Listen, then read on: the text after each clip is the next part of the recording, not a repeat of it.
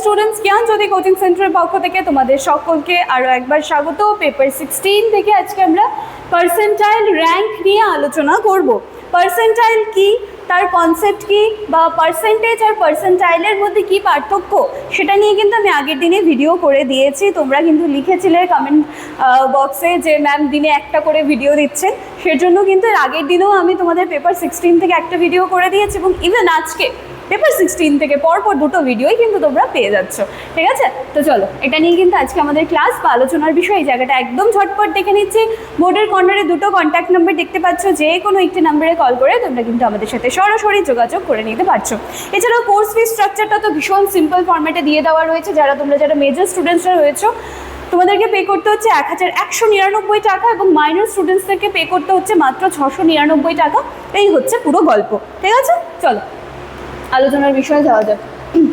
আচ্ছা, এখানে একটা ফর্মুলা আছে, ফর্মুলাটা মনে রাখবে সুন্দর করে। ফর্মুলাও মনে রাখতে হবে না, আগে কনসেপ্টটা বুঝে রাখবে, সেই অনুযায়ী ফর্মুলা বসাবে, হয়ে যাবে। দেখো, আচ্ছা, পার্সেন্টাইল র্যাঙ্ক কি?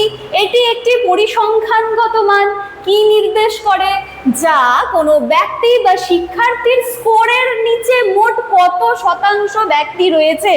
এইচএসের রেজাল্টের ক্ষেত্রেও তোমরা আশা করি এবার দেখেছো, ওখানে কিন্তু পার্সেন্টাইল লেখা ছিল, তাই তো অনেকের আবার এটা কনফিউশন হচ্ছিল যে এটাই কি পার্সেন্টেজ। মোটেই না, দুটো একদমই আলাদা। ঠিক আছে, তো পার্সেন্টাইল ব্যাপারটা কি বলছে যে সেটা নির্দেশ করে যে কোনো ব্যক্তি বা শিক্ষার্থীর স্কোরের নিচে মোট কত শতাংশ রয়েছে। 80% যদি লেখা থাকে, তাহলে তোমার নিচে কতটা ছিল সেটা কিন্তু ওখানে দেখানো হচ্ছে। ঠিক আছে, অর্থাৎ কোনো পরীক্ষায় যদি এই যে দেখো একজন শিক্ষার্থীর পার্সেন্টাইল র্যাঙ্ক 80, তাহলে তার অর্থ কি? তাহলে তার অর্থ হচ্ছে সে মোট শিক্ষার্থীর 80% জনের চেয়ে ভালো ফল করেছে। বোঝা গেল? আগে এইটুকু জিনিসটা একদম ক্লিয়ার করে নেবে, এটা একদম ইজি একটা বিষয়। ঠিক আছে, আচ্ছা, এবার পার্সেন্টাইল র্যাঙ্ক নির্ণয়ের একটা সূত্র আছে। দেখো, আশা করি দেখতেই পাচ্ছ, PR ইজ ইকুয়াল টু, তারপরে এভাবে করে B প্লাস 0.5, এখানে ইন্টুর সম্পর্কে আছে E/N ইন্টু 100। ঠিক আছে, আচ্ছা, এবার তাহলে বলবে এই B কি, E কি, N কি? চলো দেখি তাহলে। PR মানে বোঝাই যাচ্ছে পার্সেন্টাইল র্যাঙ্ক। আচ্ছা, তারপরে এখানে বি দেওয়া আছে, বিতে কি বসাবো? বিতে বসাবো নির্দিষ্ট স্কোরের নিচে থাকা শিক্ষার্থীর সংখ্যা। নির্দিষ্ট স্কোরের নিচে থাকা শিক্ষার্থীর সংখ্যা। ইতে কি বসাচ্ছি? একই স্কোর পাওয়া শিক্ষার্থীর সংখ্যা। আর এন যেটা দেখতে পাচ্ছ, ওখানে মোট কত শিক্ষার্থী ছিল।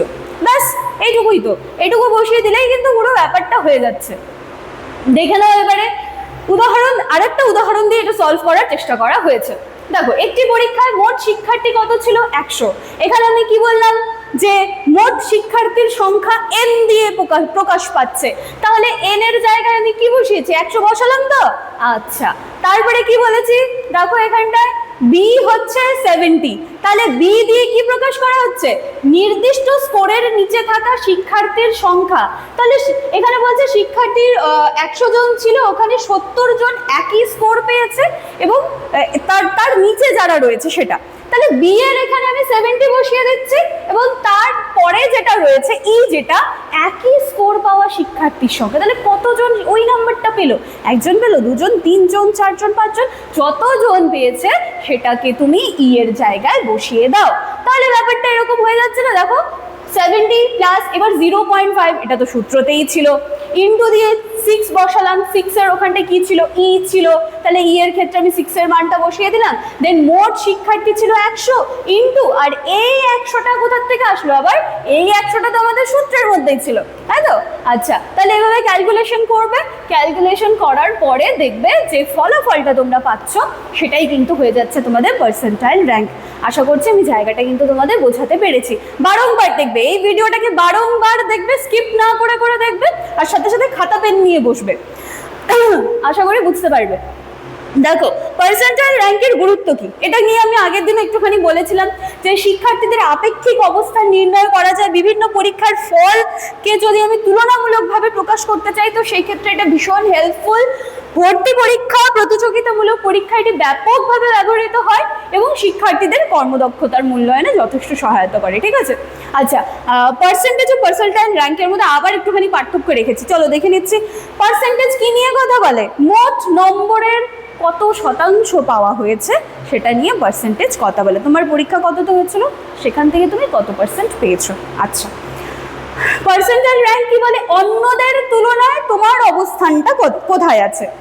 তারপর কি, নির্দিষ্ট নম্বরের উপরে ভিত্তি করে, শিক্ষার্থীদের পারফরমেন্সের তুলনার উপর ভিত্তি করে, আর কি সর্বোচ্চ 100%, আর এখান থেকে মান 0 থেকে 100-র মধ্যে থাকে, এভাবে কিন্তু রয়েছে। ঠিক আছে, তাহলে এই ছিল পুরো বিষয়টা, আমি আশা করছি যে বুঝতে পারবে। তো চলো, আলোচনার বিষয় এইটুকুই ছিল। খাতা পেন নিয়ে বসবে, ভিডিওটা দেখবে, বারংবার দেখবে, স্কিপ না করে দেখবে, বিষয়টা কিন্তু ক্লিয়ার হয়ে যাবে। চলো তাহলে আজকের আলোচনার বিষয় এখানেই শেষ করছি, দেখা হচ্ছে আবার নেক্সট দিনের ক্লাসে। Thank you.